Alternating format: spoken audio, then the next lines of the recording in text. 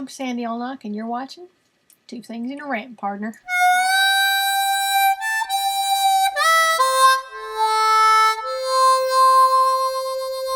Thing number one, April 30th is the last day for your Father's Day cards to get to your shipper. Thing number two, our next deadline is May 31 for Independence Day cards, but general patriotic are preferred. It's not a big letter writing occasion, so some patriotic thanking to you cards, red, white, and blue birthday, and love cards, they'd be just awesome. On this Earth Day, it's time to rant at you about your scraps. There's a new sheriff in town, and these drawers, piles, and boxes have now met their match. Now get out a paper and some pencil. Estimate the sheets of 12 by 12 pattern paper that you have. Now it could be 100, could be 200, could be 500 or 1,000, some of you people. Make an estimate, a rough estimate. Multiply that by 6, which is the number of cards you can get out of a sheet of paper. Now divide that by how many cards you make in an average week.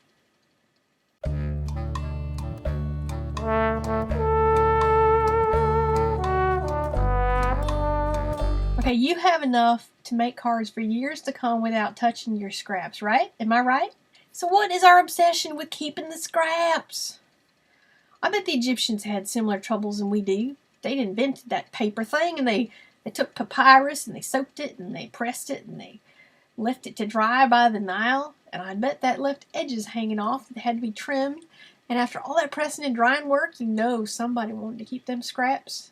I'll bet they're inside the Sphinx somewhere. I challenge you, in honor of Earth Day, to recycle some scraps this week. Anything smaller than a card front, that's my rule. I got some tips here for you. I did this with some huge boxes of scraps sent my way, and I turned this into this and this and this and this. Things that you will need to do what I did. A paper trimmer, a pizza box for donations, a recycling bin, a big one, and a small size box appropriate for card size papers. First, let me address the solid scraps. Initially, you want to separate the white and the cream from the colors. The light ones are good for stamping and sentiments. Colors are good for layering. And do not keep anything like this that already has something punched out of it. Cut a rectangle out of everything. If it's a color you know you will never use, since it matches nothing else you have, put it in the pizza box for the school. Not teensy pieces, just stuff that's big enough that the school could use on a bulletin board. Don't be leaving them your mess. Now here I took the white cardstock, the good stuff only, not the thin icky stuff take out on the trail with you, if you know what I mean. Cut it into a series of sizes. The longest we ever need to keep of any scrap is 5.5 inches. Since in making A2 cards, that's the biggest you will ever need. You cut them all straight, so when you get them out to use, it's a quick stamp and go. Pick 4 or 5 standard sizes that you cut everything to. I have a range from 1 inch to 2 inches, and the lengths are either 5.5 or 3 inches only. Now you do the same with the solid colors.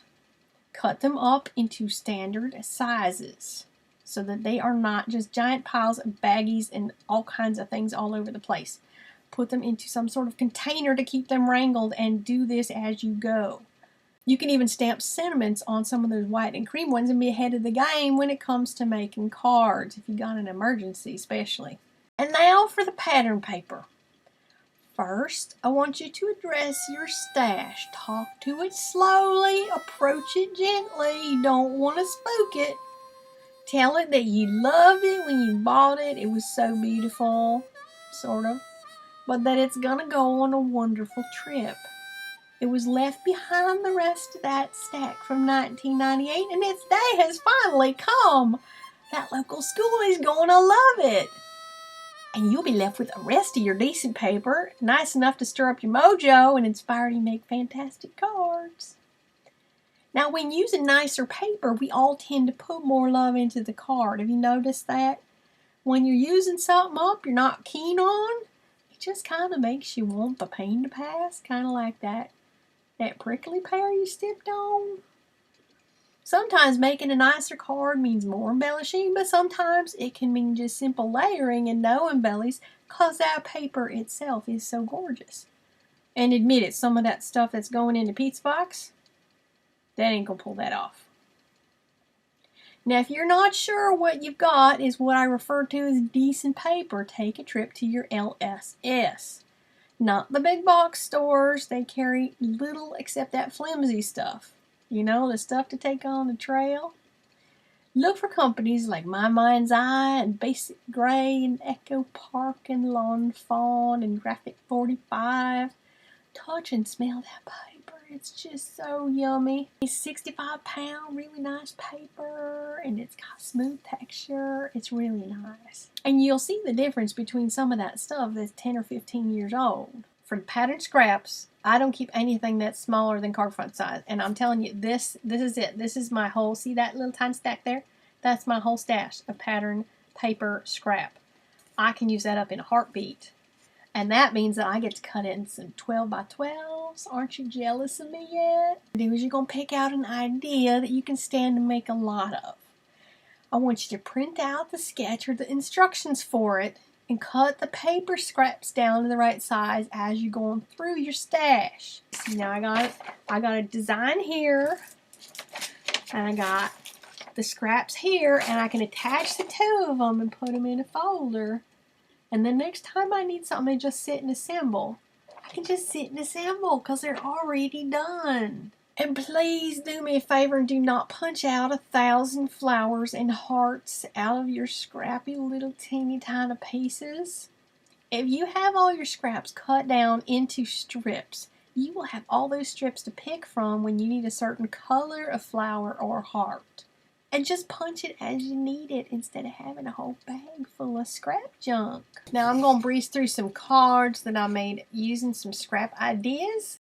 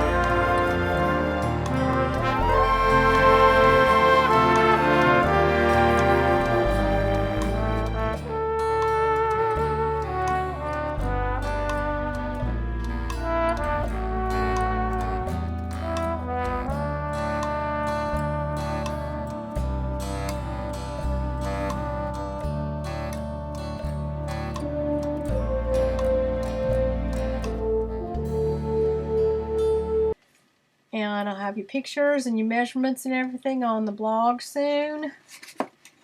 These are kites. What you need to do a kite card. First, you're going to need your card base. I already have my card base put together, so this will go fast. I used a punch. This is a tree punch, so I could have the trees on the bottom. I have some clouds punched out ready to go. Then you're going to need a piece of black paper. Your black paper is going to be 3.5 by 4.5. You're going to need 2 pieces of what the patterns are going to be. That'll make 2 kites because you can use opposite colors. So you're going to cut those in quarters. So I have those already cut in quarters. So I have 8 little pieces of the 2 colors. So I can make 2 kites. And then the most important thing here is going to be your score buddies. Right, it's 3.5 inches wide, so you want the center one to be the center of whatever your measurement is. That's 1 3/4. We'll make a really good crease. I'll turn it the other way. You don't want a full center on that one because your kite should be a little bit off center. So half of 4.5 would be 2.5. So I would say go to 2 to make your other seam. And you'll press it again really good, so that when you look at it on this side, you're going to be able to see it's raised. So you want to use the raised side. And then you also need diagonal, because these are little pieces and they'll come off easy. And then you start layering your scraps on. And you leave the raised part raised. And you put this in the lower part. This way you're going to have a nice even crisscross in your kite. There's two ways you can do this. You can either use your paper trimmer to cut along there straight, or you can cut it by hand if you're steady, and you can make it just a wee bit curved. Not very curved, because then it's going to look dorky like not like a kite, but if you make it just ever so slightly curved, just a wee bit, you're going to connect all those edges. Kind of got to look ahead where you're trimming to. If you're skittish about cutting stuff and ruining it, just use your paper trimmer and make it straight. Alrighty, turn it over and look, there you got a kite. Now, one thing I found is that the kites look a heck of a lot better when they're layered. So we're going to layer our kite on black. Okay, and then we want to put a brad in the center of our kite.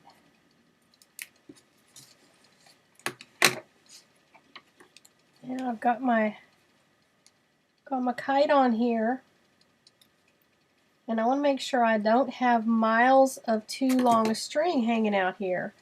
When we put our cards in the boxes, that ends up being all sorts of messy, and things get tied onto other cards. Strings hanging off and ribbons hanging off are kind of a pain. So what I devised here is to punch 2 holes, split your brad, and you're going to put the brad in, but you're going to snug in, you can see that, you're going to snug in your strings stuck between the brad. Now you could certainly do this before you put the card front on so the brad backs are hidden. But right now I'm just trying to get it done quick for you, because this is going to be the longest vlog in the history of vlogging.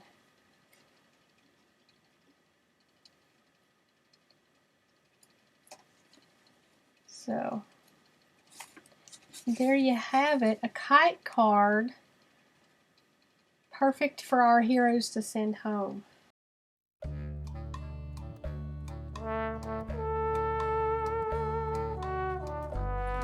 Now, if you do this, you're going to be freed from all that guilt of all the paper hoarding and the mess that your scraps are. Our heroes are going to get awesome cards. Our Earth will be happy because all that stuff that's been sitting in your house doing nothing is going to get recycled. And guess what? It's going to get recycled into more paper. And I'm telling you, it's going to be recycled into better paper than went in. So that's all from the Scrap Wrangler. Check out the Stars and Stamps blog for more information. And I will see you next week, partner.